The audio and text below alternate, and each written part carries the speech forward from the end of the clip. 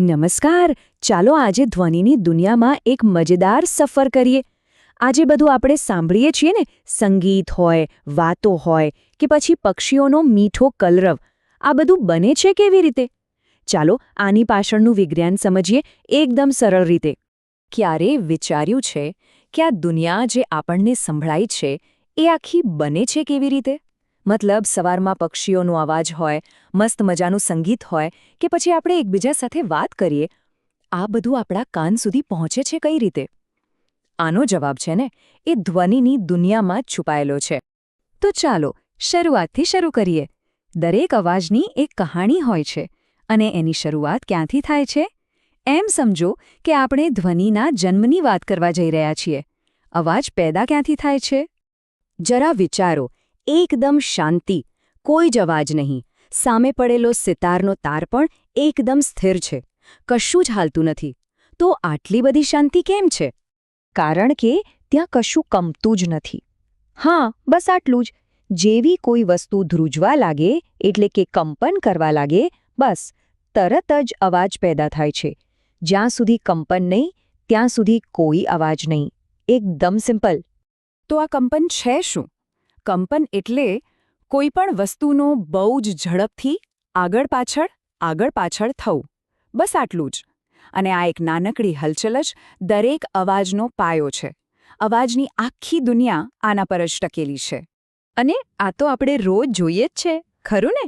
જેમ કે એક રબર બેન્ડને ખેંચીને છોડી દો, જે ટન અવાજ આવે છે એ એના કંપનથી આવે છે. કે પછી તબલા પર થાપ મારો અથવા ગિટાર કે સિતારના તારને છેડો, આ બધી વસ્તુઓ કંપન કરે છે અને એટલે જ એમાંથી અવાજ નીકળે છે. સારું, બહારના અવાજોની તો વાત થઈ, પણ એક એવો અવાજ છે જે આપણે પોતે બનાવીએ છીએ. હા, આપણો પોતાનો અવાજ. ચાલો જોઈએ કે આપણું શરીર આ કમાલ કેવી રીતે કરે છે. આખી પ્રક્રિયા ખરેખર જાદુઈ છે. જુઓ, આપણા ફેફસામાંથી હવા ઉપર તરફ આવે છે. પછી એ ગળામાં એક નાનકડી પેટી જેવું હોય છે, જેને સ્વરપેટી કહેવાય, ત્યાંથી પસાર થાય છે. અને બસ ત્યાં અંદર રહેલી સ્વરતંત્રીઓ કંપન કરવા લાગે છે. આ કંપન એટલે જ આપણો અવાજ. ઓકે, તો અવાજ પેદા તો થઈ ગયો, પણ એ જ્યાં બન્યો ત્યાંથી આપણા કાન સુધી પહોંચે છે કેવી રીતે? એ હવામાં ઉડીને આવે છે? ચાલો હવે ધ્વનિની આ મુસાફરીને સમજીએ. તો સવાલ એ જ છે કે સિતારના તારનું કંપન છેક આપણા કાન સુધી પહોંચ્યું કઈ રીતે? એને કોઈ રસ્તો તો જોઈશે ને? બિલકુલ. ધ્વનિને મુસાફરી કરવા માટે એક રસ્તો એટલે કે એક પાથ જોઈએ, અને વિજ્ઞાનની ભાષામાં આ રસ્તાને માધ્યમ કહે છે. જો કોઈ માધ્યમ ન હોય તો અવાજ બિચારો એક ડગલું પણ આગળ ન વધી શકે. અને આ માધ્યમ કંઈ પણ હોઈ શકે. મોટાભાગે તો આપણી આસપાસની હવા જ એનું માધ્યમ બને છે. પણ ધ્વનિ પાણીમાં પણ મુસાફરી કરી શકે છે, જેમ વેલ માછલીઓ કરે છે. અને ઘન પદાર્થોમાંથી પણ, જેમ કે બંધ દરવાજા પર કોઈ ટકોરા મારે તો આપણને સંભળાય છે ને, બસ એ જ રીતે. અને આ જ કારણે સ્પેસમાં એટલે કે શૂન્ય અવકાશમાં કોઈ અવાજ નથી હોતો, કારણ કે ત્યાં હવા જેવું કોઈ માધ્યમ જ નથી. એટલે ફિલ્મોમાં જે મોટા મોટા ધડાકા બતાવે છે ને, હકીકતમાં ત્યાં એકદમ સંપૂર્ણ શાંતિ હોય છે, કારણ કે અવાજને મુસાફરી કરવા માટે કોઈ રસ્તો જ નથી મળતો. સારું, તો ધ્વનિનો જન્મ થયો, એણે માધ્યમ દ્વારા મુસાફરી પણ કરી લીધી અને હવે એ પોતાની મંઝિલ પર પહોંચી ગયો છે. અને એ મંઝિલ છે આપણા કાન. તો હવે જોઈએ કે કાનની અંદર શું થાય છે. જેવા અવાજના તરંગો કાનમાં જાય છે, એ તરત જ કાનના પડદાને ધ્રુજાવે છે, એટલે કે એમાં કંપન પેદા કરે છે. પછી આ કંપનમાંથી સિગ્નલ બને છે, જે સીધા મગજ સુધી પહોંચે છે. અને આપણું મગજ એ સિગ્નલને સમજે છે કે ઓહો, આ તો અવાજ છે. જોયું? વાત ફરી પાછી કંપન પર જ આવીને ઊભી રહી. હવે એક વાત, શું બધા અવાજ સરખા હોય છે? ના, બિલકુલ નહીં. કેટલાક અવાજ સાંભળવાની મજા આવે અને કેટલાકથી માથું દુખવા લાગે. બસ આ જ ફરક છે સંગીત અને ઘોંઘાટ વચ્ચે. સંગીત એટલે એવો અવાજ જે સાંભળવો ગમે, જે વ્યવસ્થિત હોય, જેમ કે વાંસળીનો સૂર કે પછી કોઈ મસ્ત ગીત.